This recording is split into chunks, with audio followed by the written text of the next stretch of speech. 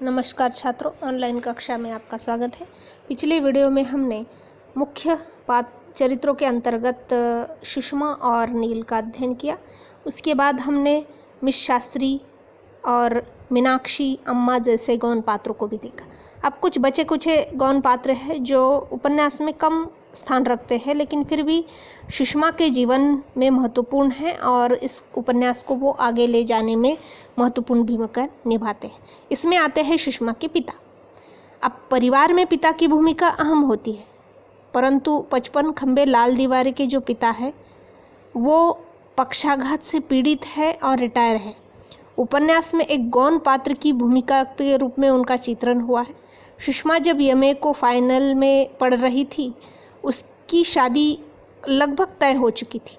उन्हें इस बात का अफसोस है उसके पिता को कि मामा की कोशिशों के बाद भी वो ढीले पड़ गए और सुषमा के लिए कुछ नहीं कर पाए।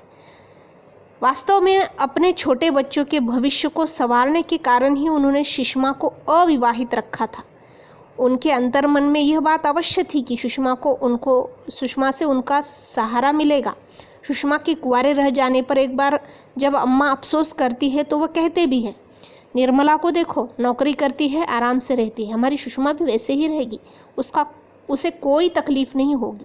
तो मानो जैसे वो अपने मन को समझाने की कोशिश कर रहे हैं कि वो एक बेटी की शादी नहीं कर सकते हैं क्योंकि उसी के भरोसे उनको अपना परिवार चलाना है। और इस प्रकार का दुख उनके अंदर हमें महसूस होता है, लेकिन वो परिस्थितियों के सामने विवश है। और एक पात्र है जो सुषमा के जीवन में महत्वपूर्ण है, जो सुषमा की भावनाओं को समझ पाता है, और वो है भौरी का पात्र। भौरी सुषमा की नौकरानी है। भले ही वो अनपढ़ है, फिर भी पढ़ी लिखी अध्यापिकाओं से वो काफ़ी समझदार है। जो अध्यापिकाओं सुषमा के लिए कोई ना कोई परेशानियां खड़े करने के लिए हमेशा तत्पर रहती है। भौरी सुषमा की भावनाओं एवं संवेदनाओं को अच्छी तरह समझती है। उसे पता है कि सुषमा कितना झेल रही है। इसी कारण सुषमा के खिलाफ षड्यंत्र रचने वाली मिस शास्त्री को सबक सिखाने के लिए वो क्या करती है, उसकी बिल्ली को अपने सिपाही पति से मरवा देती है और कहीं फेंकवा देती है। तभी वह आत्मसंतुष्ट होती है, क्योंकि वो मिस शास्त्री को अकेला करके सबक सिखा देना चाहती थी कि अकेलापन कितना भयावह होता है। इस प्रकार मानवीय संवेदनाओं के स्तर पर गौण पात्र भौरी भी हमें आकर्षित करती है। यहाँ पर लेखिका ने पढ़े लिखे पात्रों की अमानवीयता और अनपढ़ पात्र की संवेदनाओं को दिखाने का प्रयास किया है, जो भौरी के माध्यम से हमें समझ में आता है। तो भौरी इसलिए इस सुषमा के जीवन में महत्वपूर्ण है क्योंकि वो उसकी भावनाओं को समझ पाती है। कृष्णा मौसी भी इसी प्रकार का एक पात्र है, जो अम्मा की छोटी बहन है और उपन्यास में एक छोटा चरित्र है किंतु महत्वपूर्ण है। सुषमा के साथ मौसी की विशेष आत्मीयता है। यही कारण है कि समय समय पर वह सुषमा को सीख देती नजर आती है। वो जानती है कि सुषमा की शादी इस समय हो जानी चाहिए। घर की जिम्मेदारी और पैसों के कारण घर की बेटी को कुंवारी रखना उसे उचित नहीं लगता है। वह अपनी बड़ी बहन को कड़वी बातें बताकर चौकन्ना भी कर देती है, समय समय पर उसे निरुत्तर भी कर देती है। तुम जानो कृष्णा, सुषमा की शादी तो अब हमारे बस की बात नहीं। इतना पढ़ लिख गई, अच्छी नौकरी है, और अब तो क्या कहने हैं, हॉस्टल में वार्डन भी बनने वाली है। बंगला और चपरासी अलग से मिलेगा। बताओ, इसके जोड़ का लड़का मिलना तो मुश्किल ही है। तुम्हारे जीजा तो कहते हैं कि लड़की सयानी है, जिससे मन मिले उससे कर ले शादी। हम खुशी खुशी शादी में शामिल हो जाएंगे। इस समय मौसी चुप नहीं रहती। वह भी हाजिर जवाब देते हुए कहती है अपनी बहन से, अरे जाओ दीदी, जब लड़की की उम्र थी तब तो आज़ादी दी नहीं, अब वह कहाँ ढूंढने जाएगी। लड़कियां सभी की होती है, शादियां भी सभी करते हैं। तुम्हारी तरह हाथ पर हाथ रख कर बैठने वाला कोई नहीं देखा। कृष्णा मौसी को सुषमा से बड़ा प्यार था। वह कानपुर आई तो सुषमा की गर्मी की छुट्टियां थी। मौसी हर रोज़ एक नई सुंदर साड़ी निकाल कर पहनती।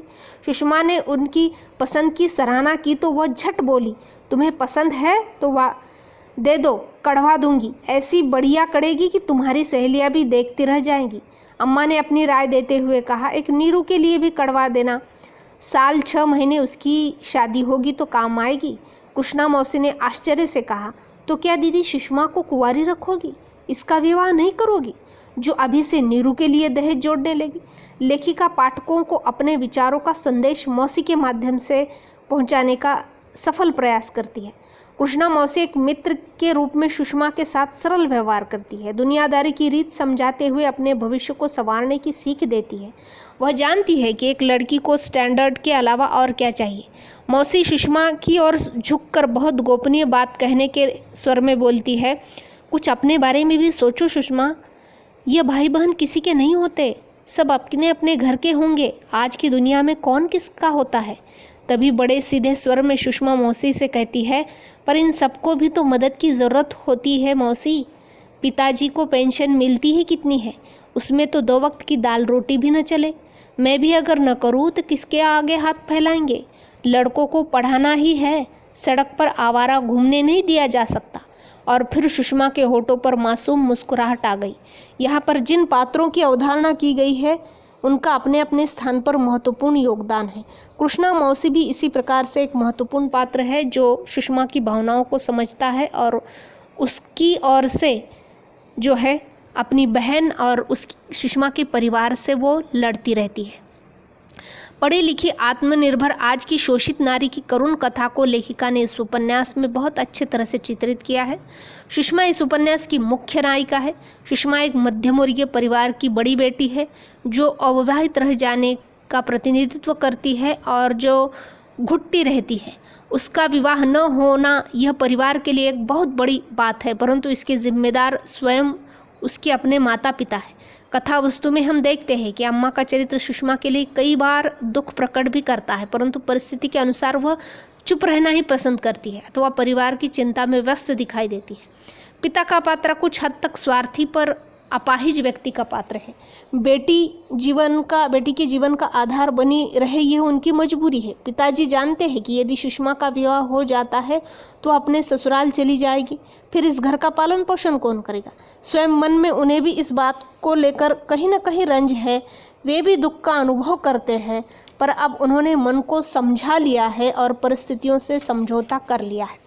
मीनाक्षी का पात्र एक सच्ची सहेली के रूप में उभर कर आता है। सुषमा को वो बहुत प्यार करती है, इसलिए जीवन की अच्छी तरह परखने और पीड़ा से निकल भागने की सीख देती है। नील एक सच्चा प्रेमी है जो सुषमा के सारे दुख और बोझ उठाने के लिए तैयार है।